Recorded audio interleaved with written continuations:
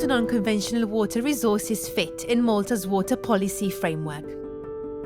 The water policy framework, its intention is to ensure that we will have and continue to have enough water resources of good quality and even in quantity.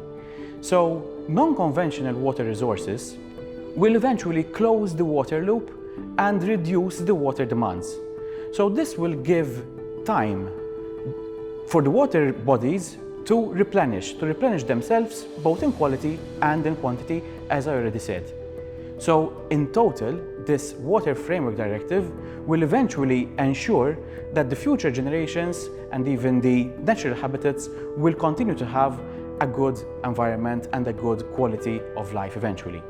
In recent years, Malta has embarked on the production and distribution of highly polished reused water for agricultural and industrial practices. What impact is this initiative having on the overall water demand management framework of the country? Yes, providing agriculture with a different resource, a new resource, as we call it here in Malta, new water, we would be giving this industry different resources which can be used, obviously, in agriculture in this specific industry. Treating wastewater, treating black water and polishing it enough to be used in agriculture would obviously, yes, eventually reduce the freshwater demand.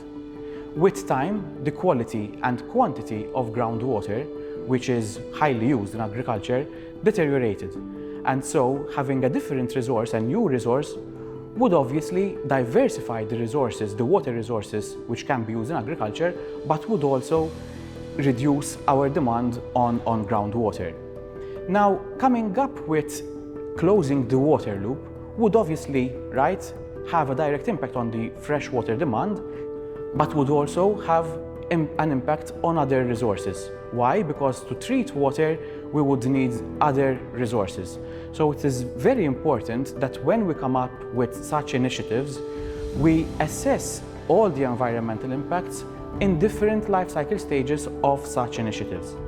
So whenever Malta, whenever any country comes up with such initiatives, we will put our minds at rest that such initiatives will also have a positive impact on other resources. Water reuse systems have to make not just environmental sense from the water indicator perspective, but we have to make sure that all the environmental indicators are making sense.